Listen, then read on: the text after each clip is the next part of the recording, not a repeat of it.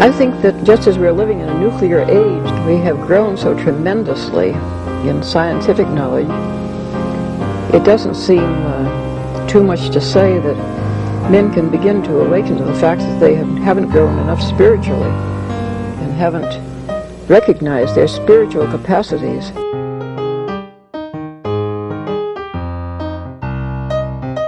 Once something like eating is death, then you've struck at the very heart of life. The enemy of the older radical theories may have been the ruling class, but today the stakes of whether we will reform ourselves into a new kind of human being, a new kind of society, whether we will find selves worth being, the stakes of it are simply life itself.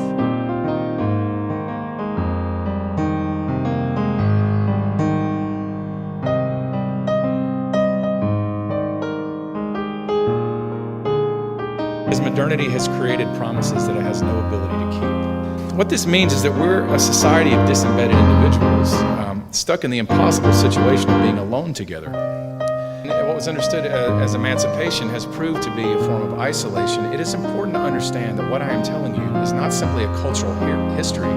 It's a description of the story that shapes every single person that you know. This is why there is a rise in mental illness. It's absolutely concurrent with the disembedding of the individual, because individuals can't constitute themselves by the very nature of the case.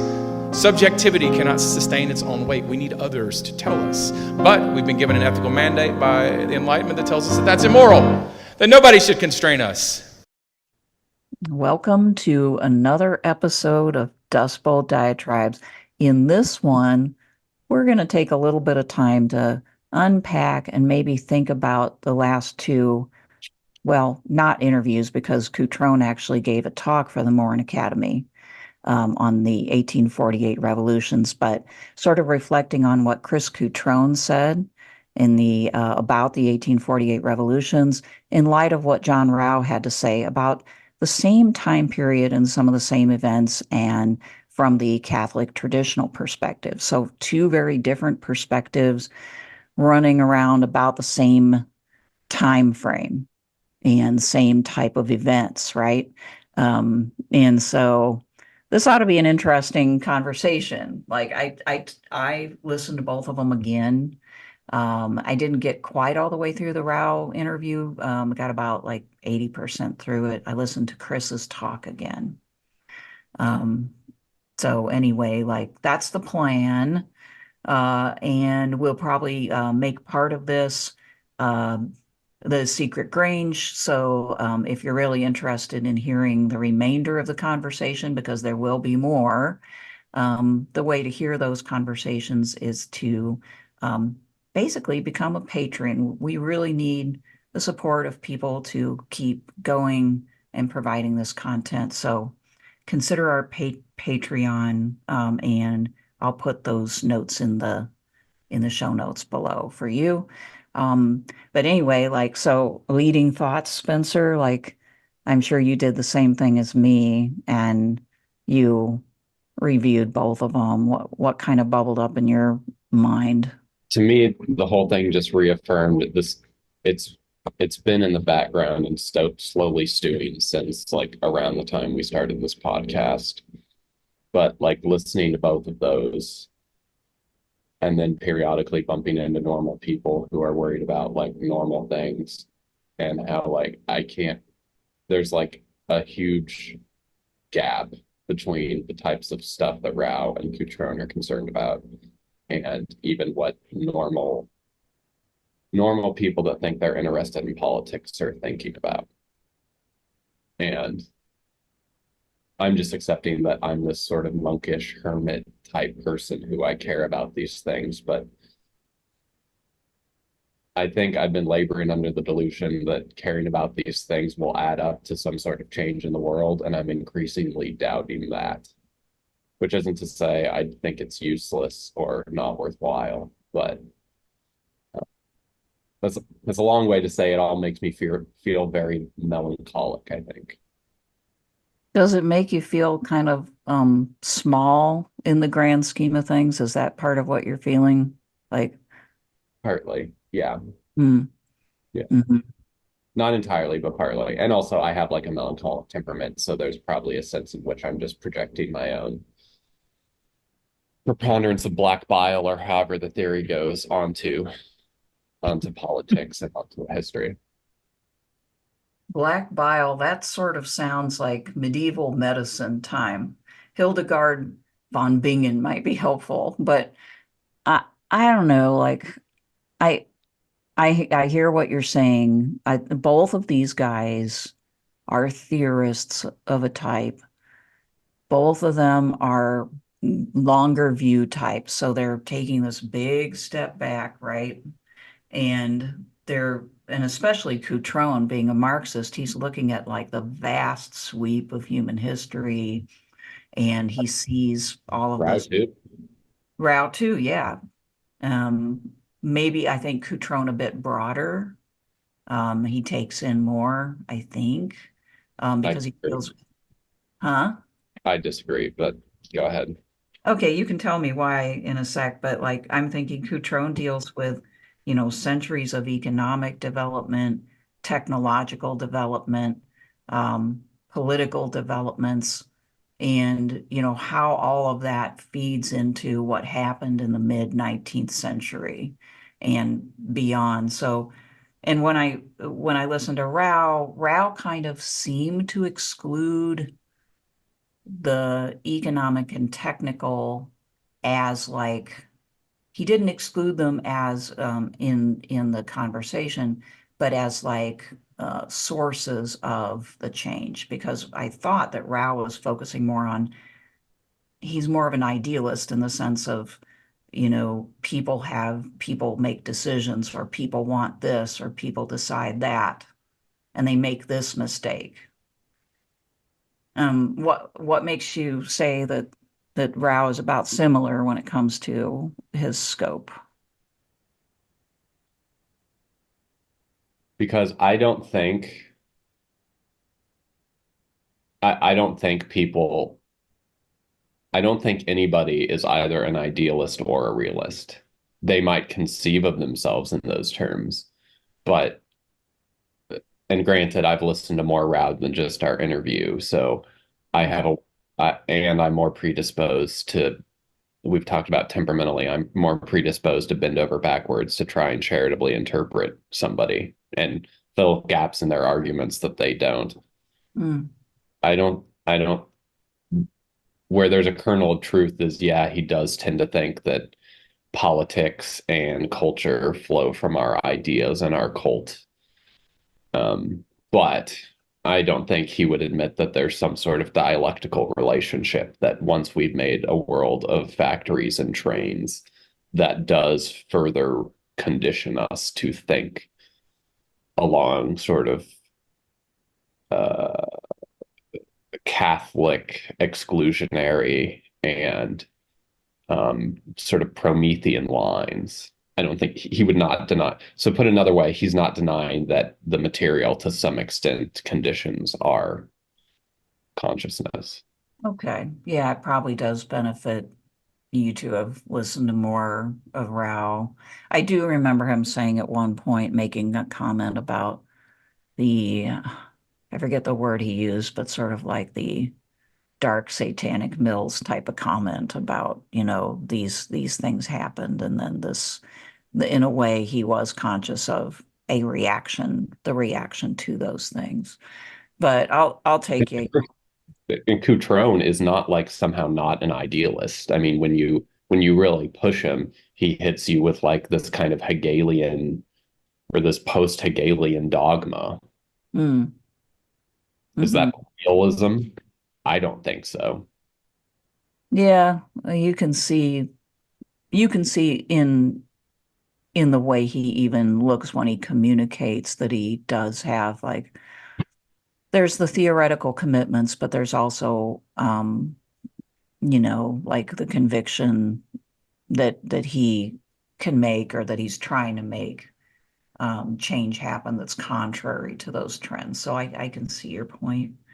Do you want to spend a little bit of time, because the way that you started out was really interesting, like basically not where I think you would have started out. You basically said that both of these guys in their theoretical lens and the way that they deal with this bigger picture, I guess, the theoretical way of looking at human history. And you said most people will never think that way and don't want to, right? Or don't want to, like, are not going to be like responsive to that.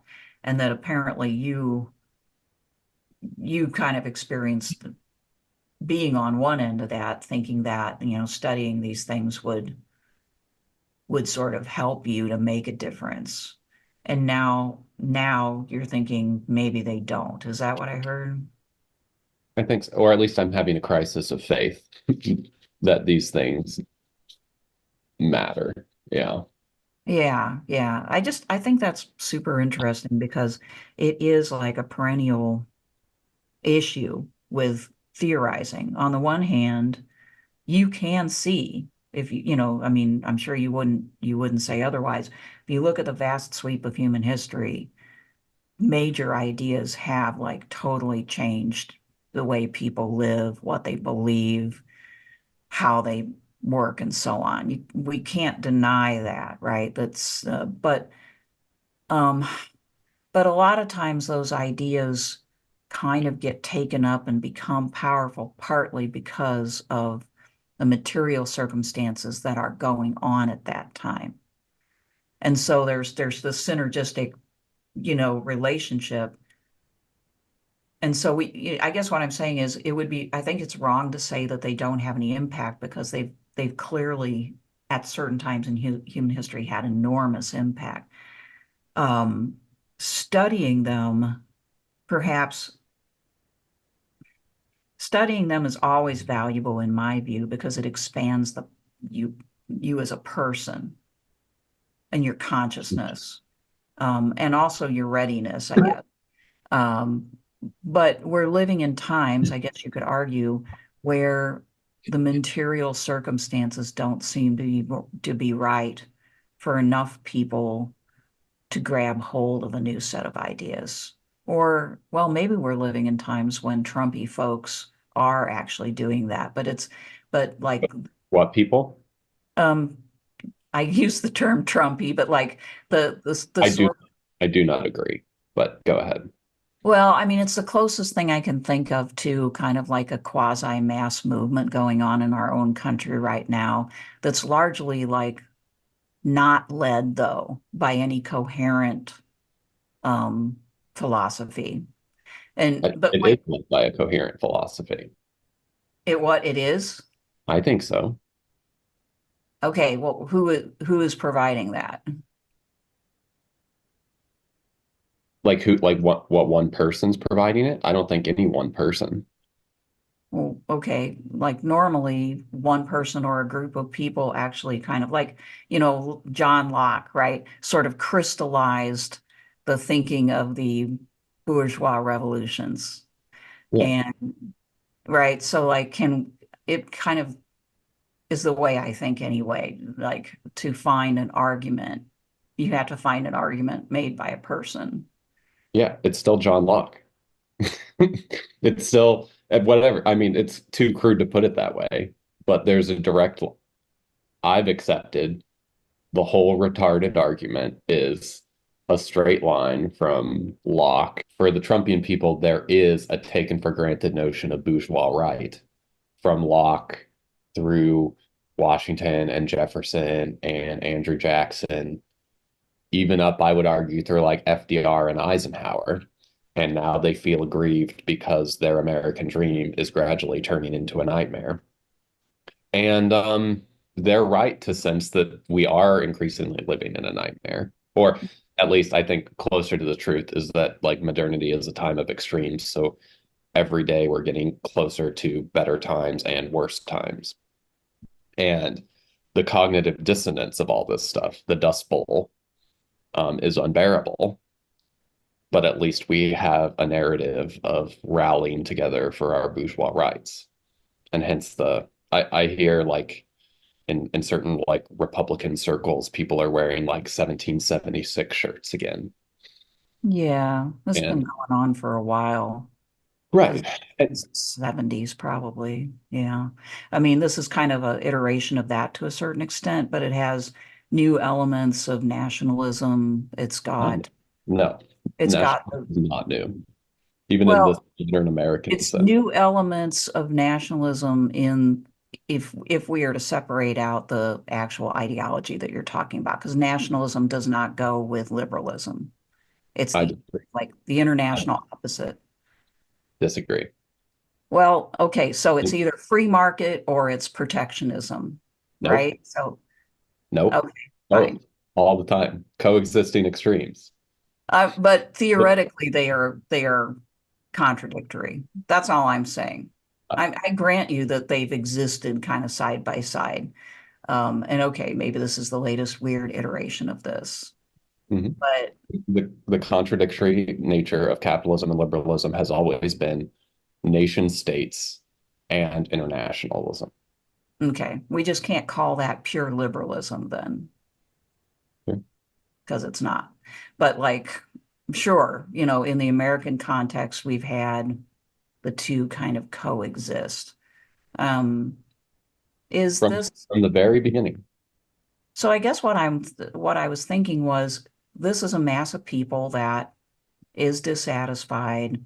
They feel like as you said, their life is changing and it's kind of under assault, and their freedoms are being threatened, Right. and they want their jobs and they want their religion respected and all of that.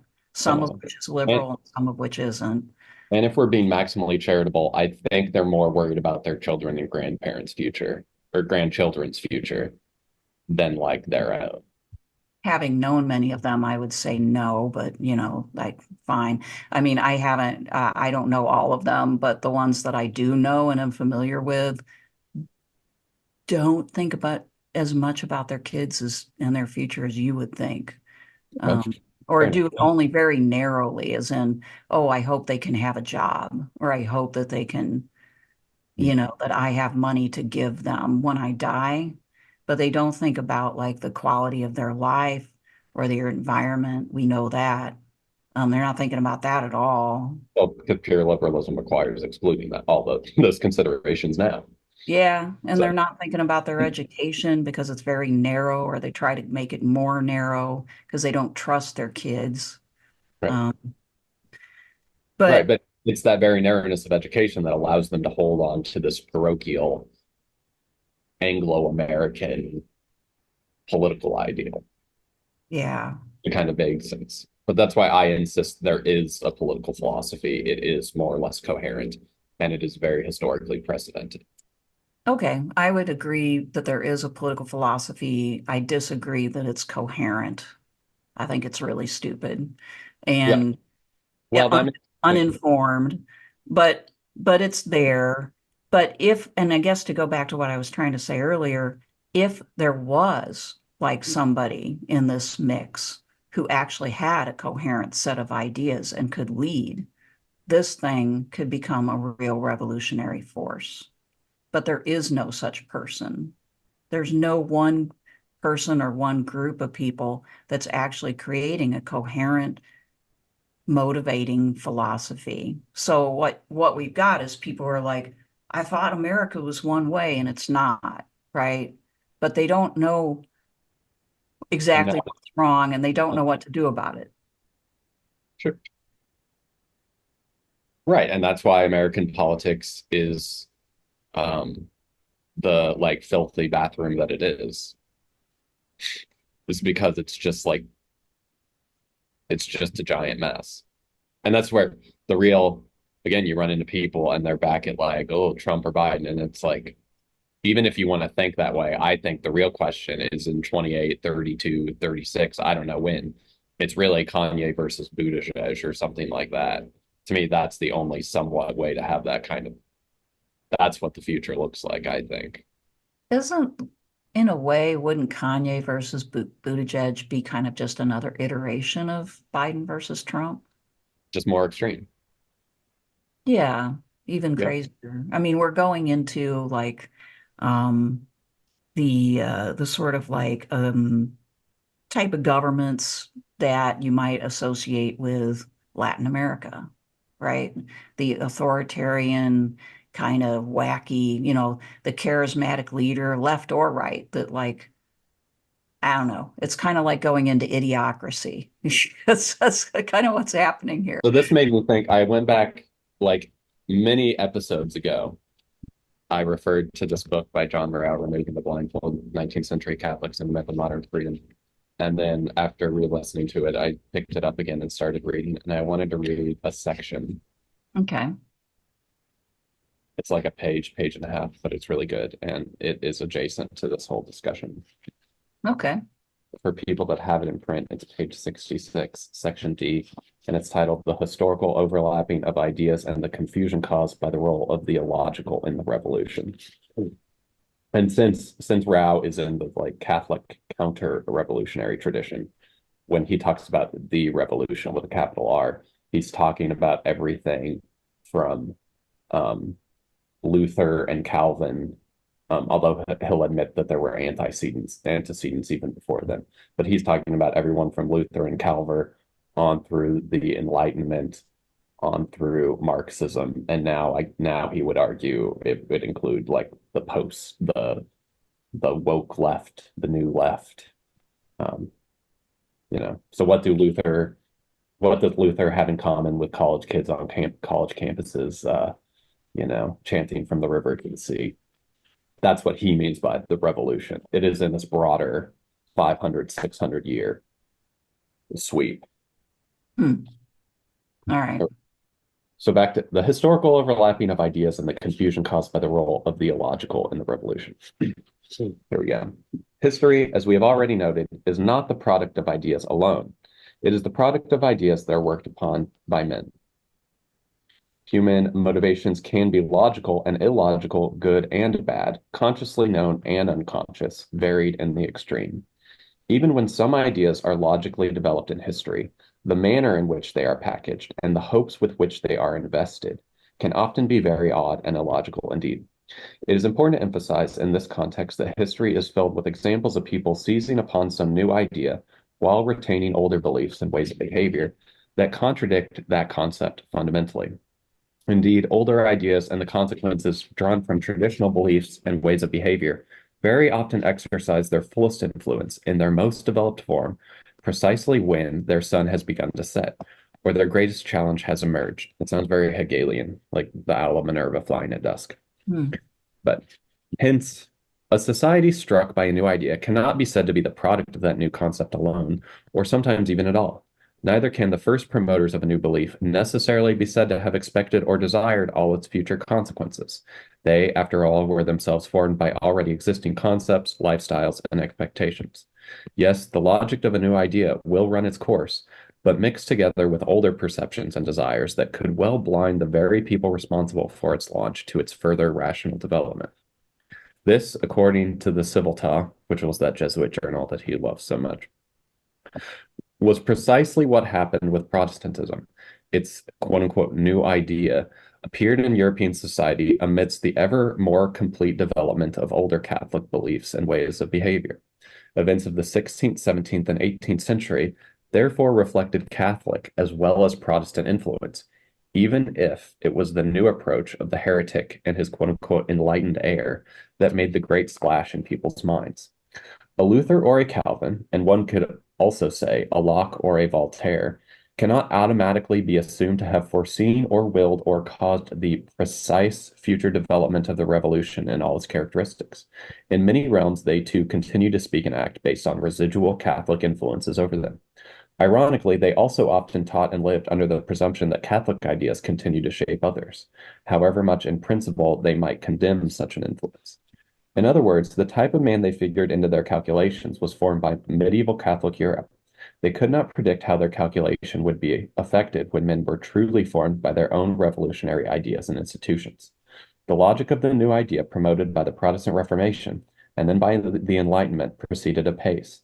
It did so, however, in an illogical alliance with remnants of Catholic convictions, perceptions, expectations, and desires that it could not really support but presumed would nevertheless somehow continue.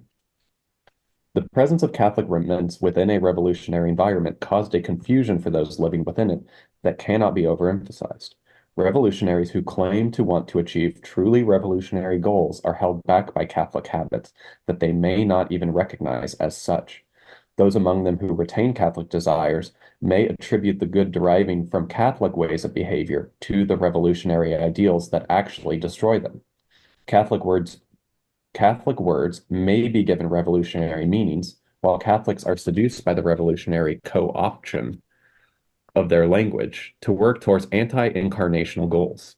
They may come to attribute the good Catholic desires they wish to fulfill to revolutionary ideas, and then adopt revolutionary modes of behavior that render such desires impossible of fulfillment. The permutation of the confusion are endless. Generations had to pass before less involved observers, I love that phrase, less involved observers, could separate the two influences, and by then they saw that the mass of the population was so trapped in the Danse Macabre, their union together engendered, as to be utterly indifferent to the whole question of understanding them in the first place.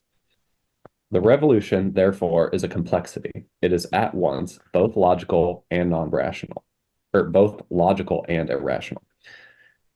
If one ignores its intellectual side, one fails to see its true direction. If one ignores its non-rational side, one fails to understand the confusion by means of which it has successfully proceeded. The merit of the Civiltà, and of Tapparelli in particular, was that they pointed out both factors clearly, the one theological and philosophical, the other historical, sociological, and psychological, so that students might grasp the disaster destroying the progress of mankind. Yeah. So, I mean, first of all, I think he's right that, yeah, I mean, revolutionary ideas or any ideas, when they hit people, definitely get distorted and move in directions that were never intended by the proposers, and they get out of control. I think that's partly what he's saying there. I did not hear a whiff of materialism or any observation about economics or technology in that entire paragraph. I'm not saying he doesn't have it, but I didn't hear. I was kind of listening for that, and I'm not saying that he is wrong. I'm just saying, like, in order to get a complete picture, I still think that you have to account for the material and economic and technological things that are going on in people's lives. And what he's talking about is ideas and how they get distorted and which is all true. So I have a, but you're not entirely wrong. But when he says human motivations can be logical and illogical, good and bad, consciously known and unconscious, varied in the extreme. When he says illogical influences and unconscious influences, that can certainly include bourgeois material considerations. You would have to inject it, and all I'm saying is I am. You are injecting it. See, that's different from saying that he says it, right? And all I'm saying is the Cutronian, position of he's going to take into account the material forces that are existing at a particular time is a good thing to splice into what Rao does. And vice versa, because I basically am convinced by his argument that if you don't have some sort of robust theological and ontological view of how things are, then you're going to have the reverse problem where you think it's all material, and then somehow or other, by everything being material, one day people are going to be truly free. Right, that would be a mistake too. Yeah, right. So I will grant it is a weak point in Rao's argument. But Cutrone, I think, has the reversed weak point. I agree. That's why both of them are important to listen to and to learn from. But the melding of the two, which neither one of them would probably approve of, is more useful, and I feel like that's what we've been doing the past few years as we've learned a little bit more about Marx and just economics generally, is not to like embrace it full stop and become materialists, but rather to like receive what is actually important in that way of thinking, and then to use that to develop thinking like Rao's in a way that's more, I guess, more realistic or more like true, because it covers more of reality.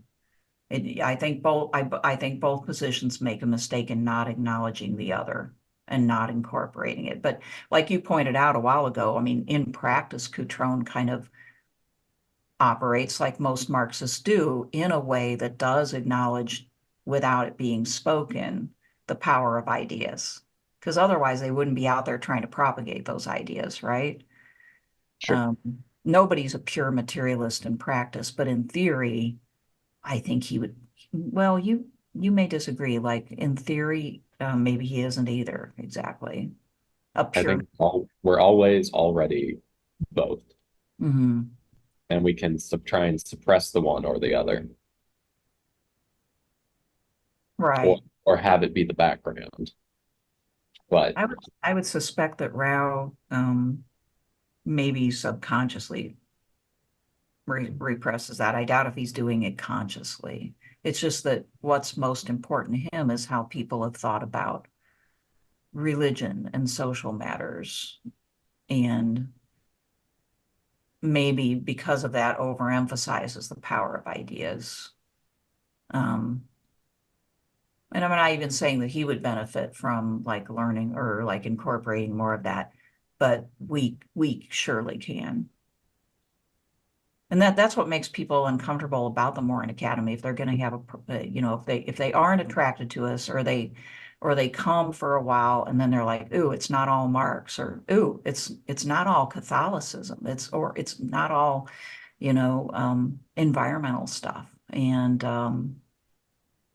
you know, I'm sure many people have left because something popped into their Patreon feed that disagreed with their worldview, and they were mainly here to get that. But when we put things like this together, I feel like we're making theoretical progress because it's necessary to do if we're going to think clearly, really clearly about these things. Not that, you know, maybe it doesn't matter, but I still tend to think it does.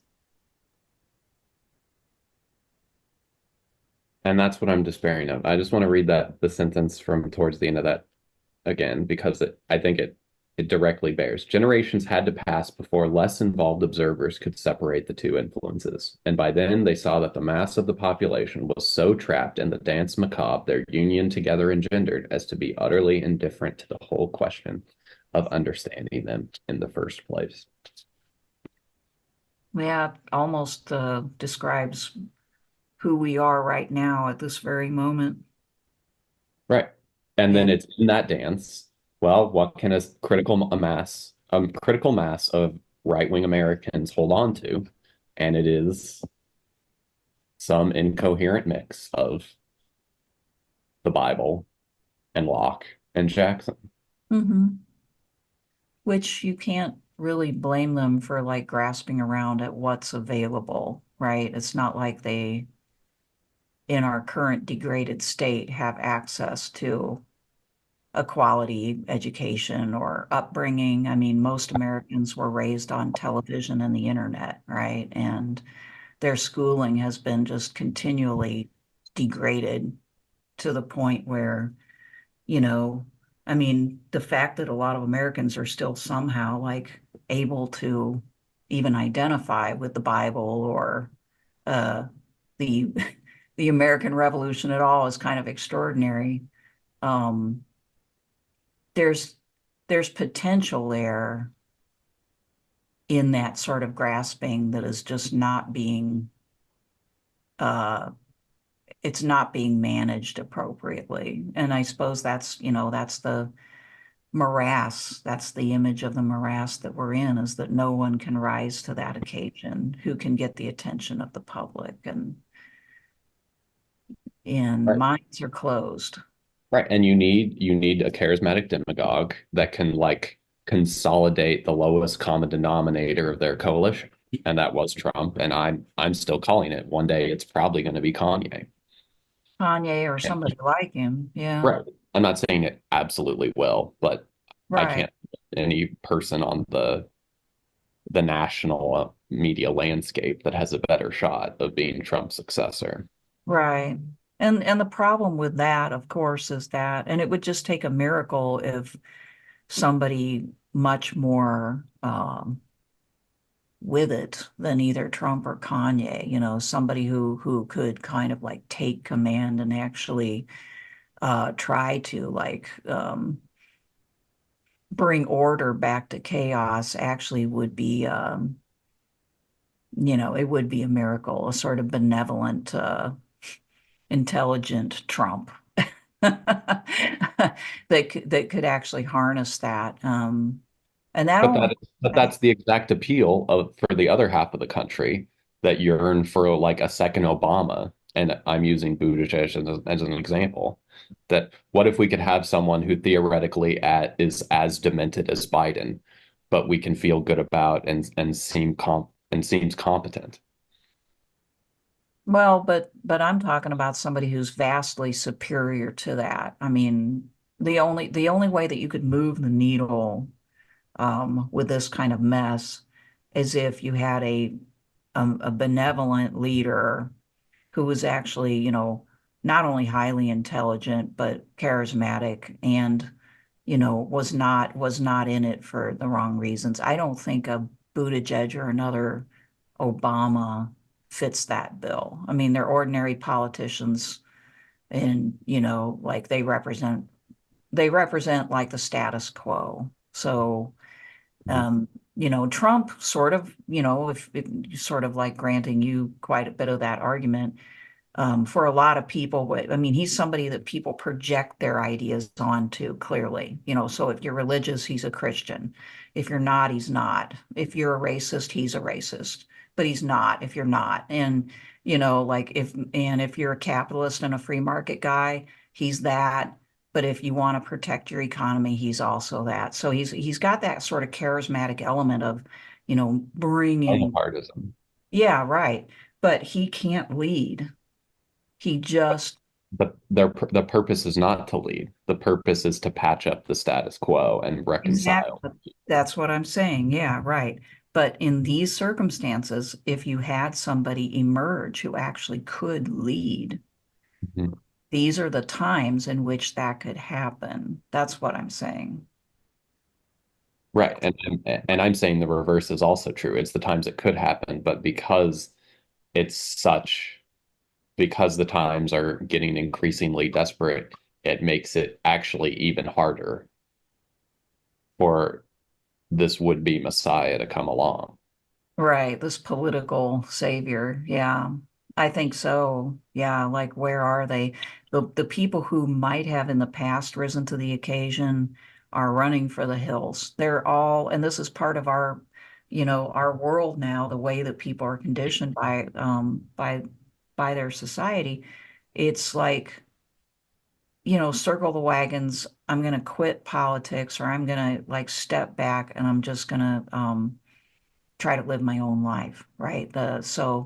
Um, the people who are who might be able to do that, and I wouldn't even say that there are any, but they're running away.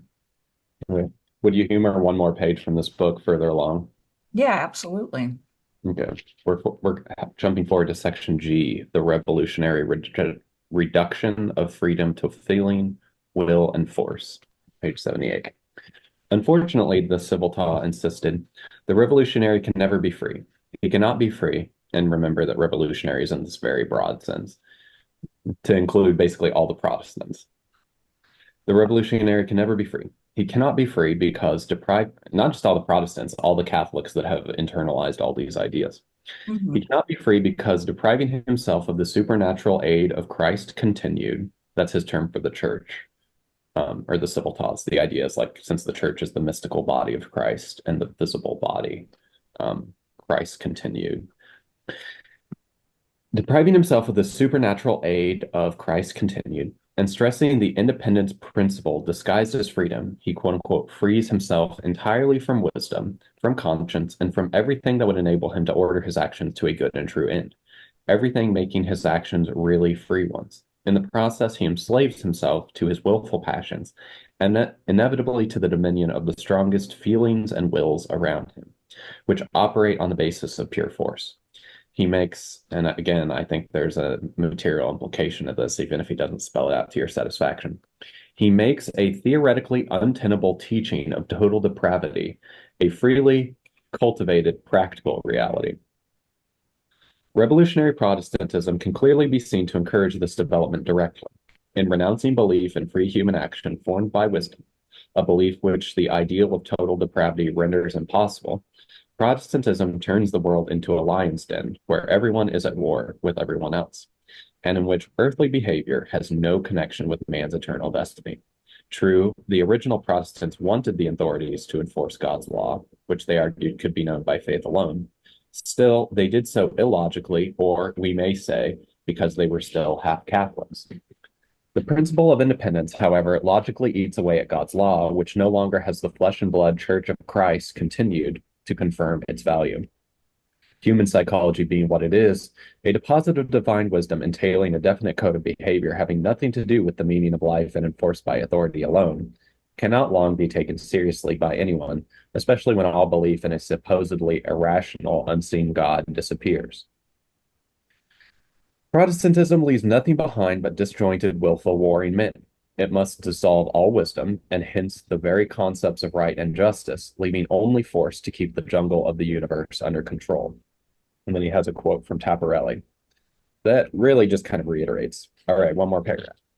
Revolutionary Protestantism directly kills the idea of freedom built on wisdom and hence on notions of right and justice. But once again, historically speaking, it has generally had this effect indirectly through the Enlightenment, whose devotees wanted men to be independent and free of God, but not of reason. They wanted the logic of the independence principle to cease after the restraints of the church, the corporate authorities, and perhaps the state also had been destroyed. They wished to preserve those imposed by the mind. They could not succeed in this, and they also ushered in the reign of will and force. And then, anyway, he goes on. Okay. But I mean, I think he's right. Like, this kind of traditionalist view sure explains a lot of the incoherence and insanity in the world, I think. Well, he's definitely right about the unintended consequences of the Reformation.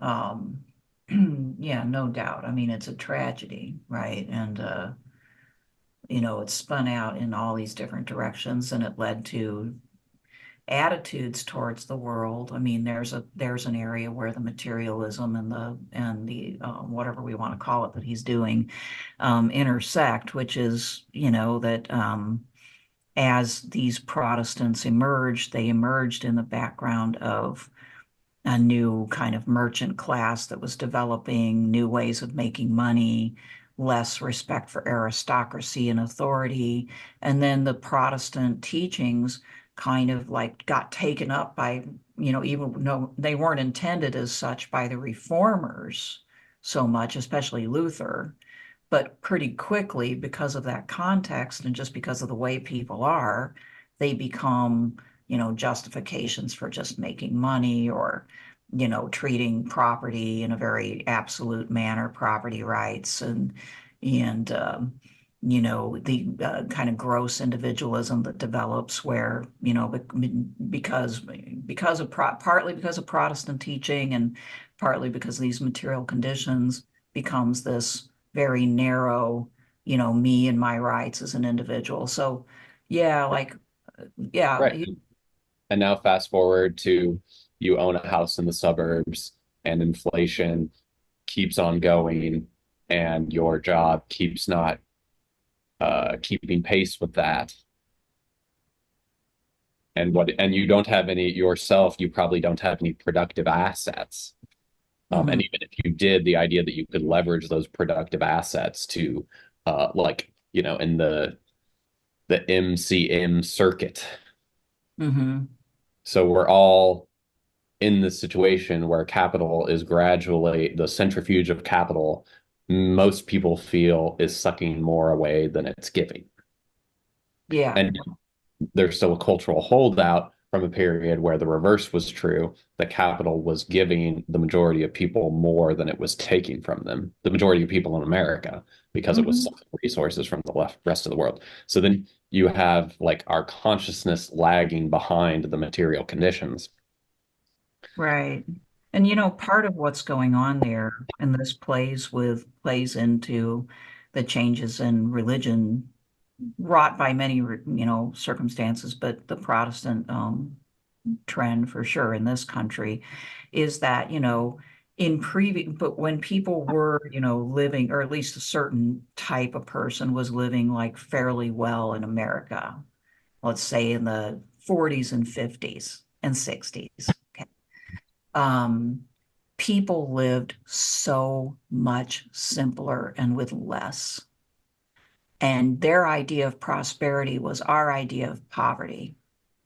Their idea of like a starter home would be our idea of a hovel.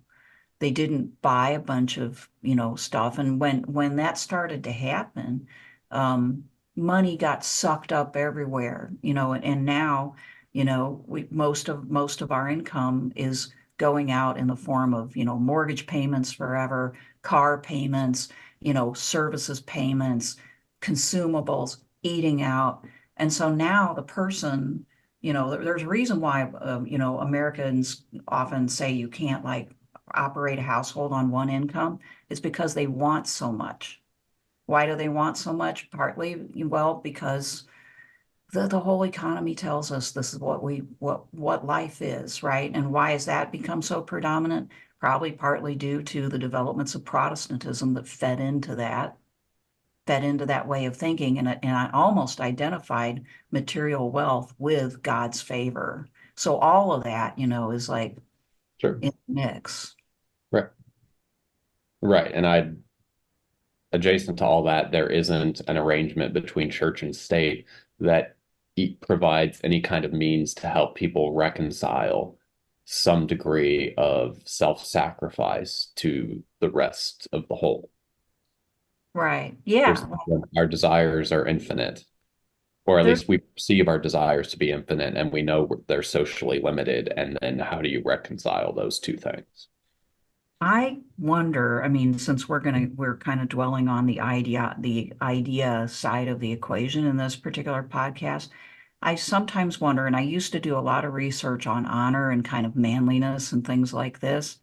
And I sometimes wonder how much traction you could get by just like continually pointing out how like lacking in independence and how lacking in know-how and how like spoiled and soft like a lot of Americans are, where now we have the godly man in this big McMansion, um, not doing a dang thing, doesn't know how to fix anything, doesn't know how to, grow any food, doesn't know how to take care of himself. Okay.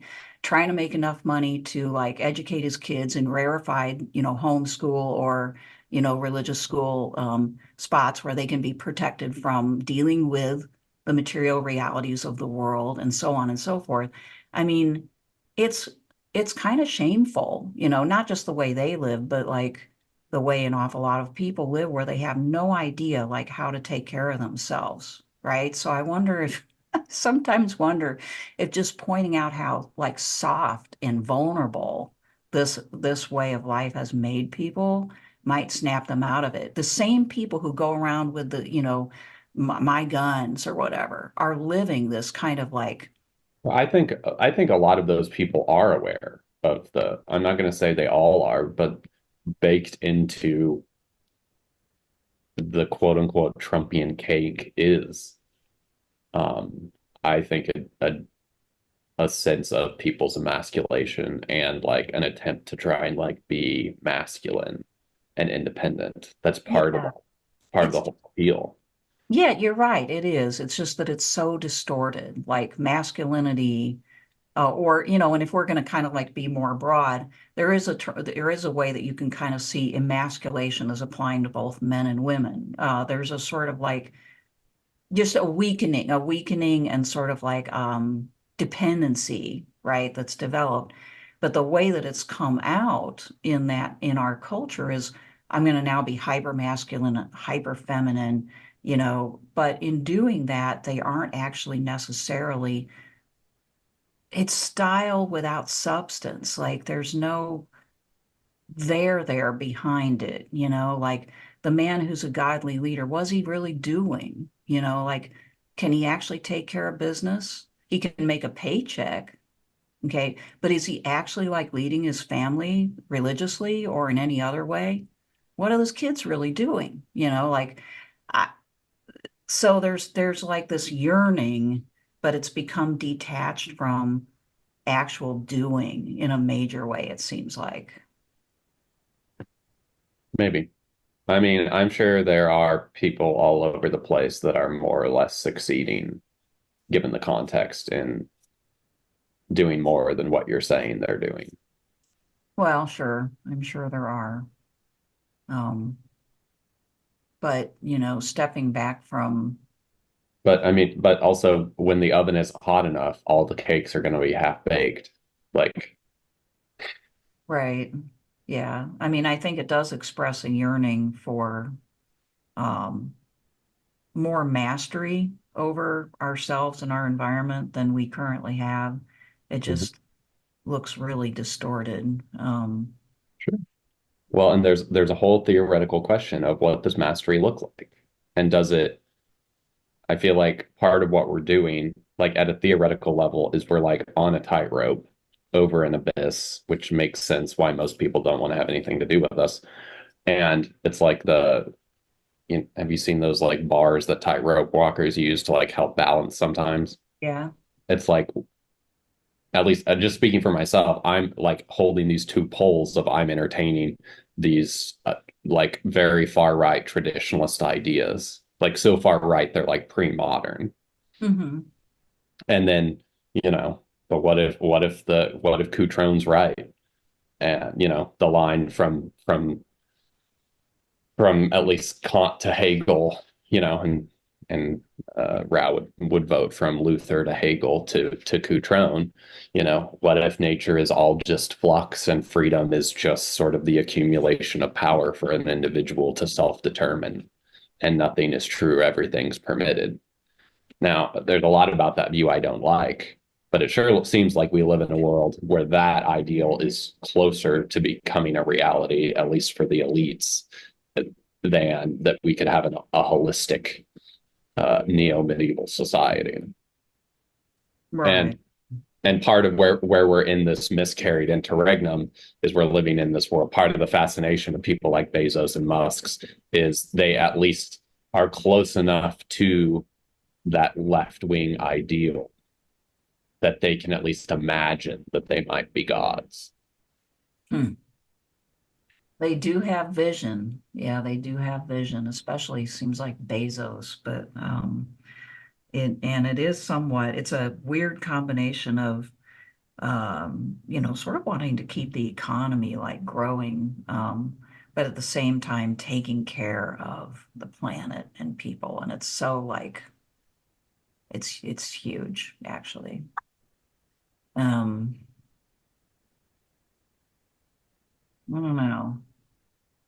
And that's the incoherence. They want to constantly be accelerating, but they don't want to do so at the expense of the principle. Right. Endless growth. And for most people, to kind of go back to the freedom point, I think you rightly stated we're living in a world where the rich person can kind of say, or at least aspire to say, I can be and do whatever I want, and there is no real truth. It's just being what I want to do, what I want to do today. Um, and of course, that attitude kind of ripples down to the society, and in much lesser ways, the people below them try to kind of obtain the same thing through, we have like a very strong like emphasis on, I guess, the quest for identity in our society now. And I would include things like, from people that make their hair purple one day and red the next, to tattoos, to like, that kind of stylistic stuff, all the way to, the exploration of all aspects of gender, and just like all these different ways that people are trying to not conform. I think that, but I mean, you know, they they're trying to do this in their own way, but it doesn't seem to amount to much. It doesn't, they aren't as free. I don't know exactly where I'm going with this, but they're not as free to really become masters of their environment. So instead, they try to become masters of a very small micro environment, and that's kind of like the reflection of what Bezos is doing. I don't know. Am I making sense at all? I think so. Well, and I think part of the definition of pure liberalism, like the foundational level, is a belief that it's my body, my choice. Mm-hmm. Right. That expresses itself with abortion. It expresses itself with people's gender, what they want to dye their hair, even like to what their career is. And if we're up on that tightrope, what both Rao and Cutrone, although they'll both be they'll nuance this, but at a fundamental way, what they're both saying is it's not your body, your choice. That they both have used the word social individual. Mm-hmm. So right. the contention is the individual, while either under a hypothetical like Leninist world government, where the state's withered away, or in like a holistic Catholic, a neo-Christendom, the individual will have rights and actually will have more potential for self-realization than we currently have under this kind of miscarried liberalism. But also, it will have done so by being sublimated to some degree into the surrounding society, which to liberals sounds like authoritarianism, collectivization. And Yeah. it doesn't. Or at least if you take their theory on its own terms, it will be and it won't. Yeah, I think that's an excellent point. Both of them are envisioning more, and that more is actual society, actual like social growth and social cohesion. And that is, very, very difficult for people to even conceive now because of how like fragmented we are. And so, yes, the reaction is, oh my gosh, like you're going to take away my freedom.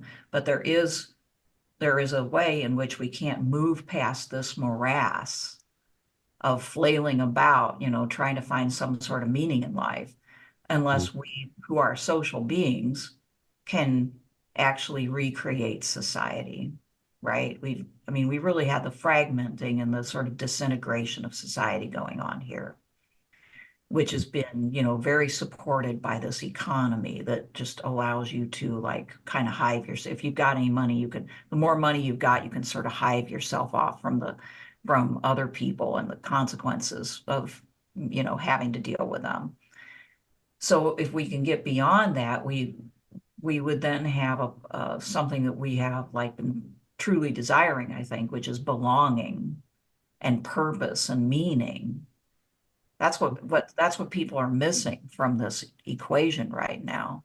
And with that belonging, then you have that social power, which could make everybody's lives more secure and better, right? But it would change our values, right? We wouldn't be like, how do I get a bigger McMansion, or how do I want to get I want to get the new iPhone, or whatever it is that people are thinking they want. Or in its best case scenario, how do I run an enterprise that generates capital for myself and for the surrounding world?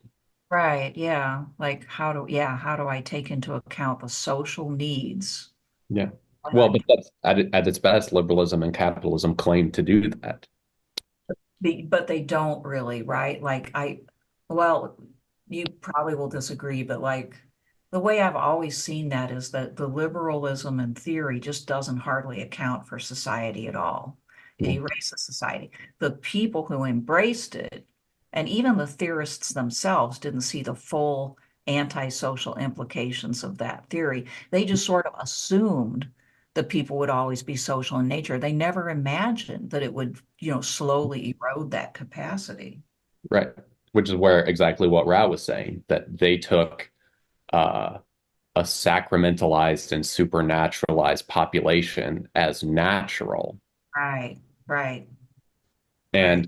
And then instead of it was like the fruit of Christendom, it was like the root of a new society. And we can just do away with the old thing. And, that was in the interview with Rao, that was his critique of John Courtney Murray, that basically it was like in the traditional telling, Vatican II was basically a recapitulation of this mistake, that the majority of the bishops and what they signed off on and sort of the view that came out of it, what's sometimes called the spirit of Vatican II, was confusing what Catholicism had made people into for what people just are. And if we can just shave off the residual Catholicism, they'll be even better.